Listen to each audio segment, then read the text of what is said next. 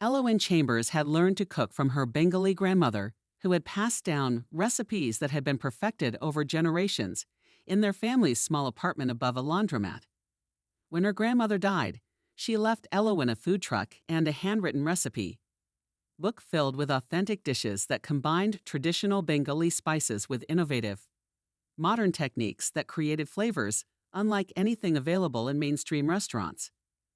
Elowen's food truck, Nani's Kitchen, became legendary among food lovers who would wait in hour-long lines for her grandmother's secret curry blend and fusion dishes that had food bloggers calling her creations transcendent and the future of authentic ethnic cuisine. Despite her growing reputation, Elowen struggled financially, unable to afford the licensing fees and permits needed to expand into a permanent restaurant location. Marcus Blackwell was a celebrity chef with 3 restaurants, 2 cookbooks, and a popular cooking show called Blackwell's Kitchen. But his success was built more on marketing and personality than actual culinary innovation.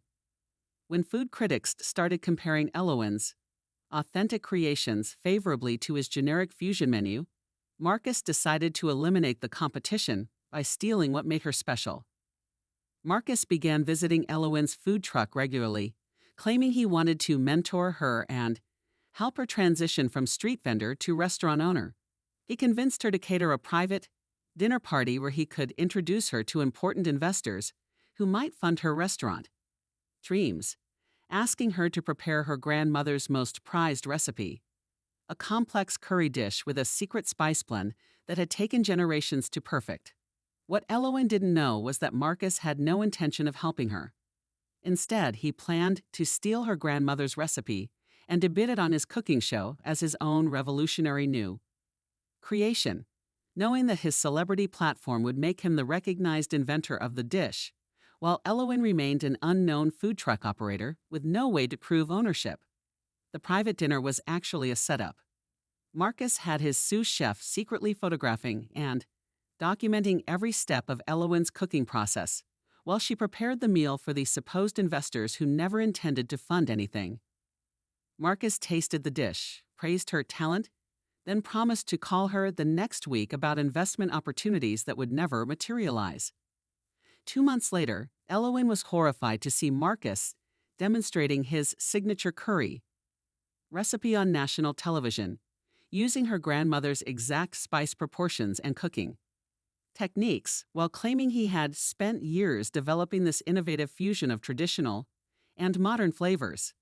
The dish became an instant sensation, earning Marcus a James Beard Award nomination and launching a new cookbook deal worth millions. But Marcus had made a critical error.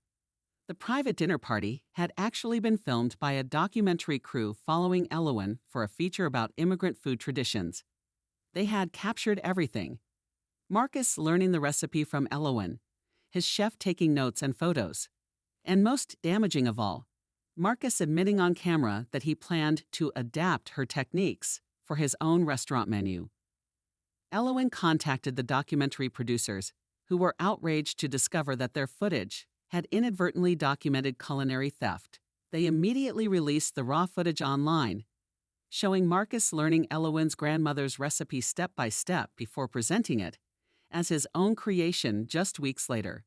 The food industry's reaction was swift and brutal. Food Network dropped Marcus's show. His publishers canceled his cookbook deal, and restaurant critics who had praised his innovative dish now condemned him as a fraud who had built his reputation by stealing from struggling immigrant chefs.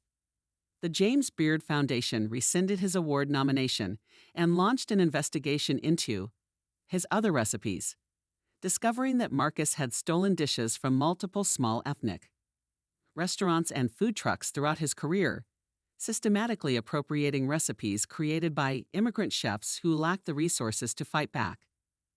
Elowen used the publicity from exposing Marcus to launch a crowdfunding campaign that raised enough money to open her dream restaurant. Heritage Kitchen became an instant success, with food critics celebrating her authentic creations, while specifically mentioning how she had exposed the toxic appropriation culture in celebrity chef circles. Marcus's restaurants closed one by one as investors pulled funding and customers refused to support a chef exposed as a recipe thief. His final humiliation came when he was forced to issue a public apology and pay Elowen substantial damages for stealing her intellectual property and damaging her reputation. The documentary about immigrant food traditions, now titled Stolen Flavors, won multiple awards and made Elowen a nationally recognized advocate for protecting the culinary heritage of immigrant communities. She used her platform to help other ethnic food creators protect their recipes and traditions from exploitation by mainstream chefs. Years later, when culinary schools taught courses about ethical cooking and cultural appropriation, they used Marcus Blackwell as the cautionary tale of what happens when celebrity chefs try to steal authenticity instead of creating their own innovations. Elowen's grandmother's legacy lived on not just through her recipes, but through the justice her granddaughter had secured for all the small-scale chefs whose creativity had been stolen by those with bigger platforms and louder voices. Marcus learned too late that stealing someone's family heritage might give you temporary fame, but it will eventually destroy everything you've built when the truth comes to light.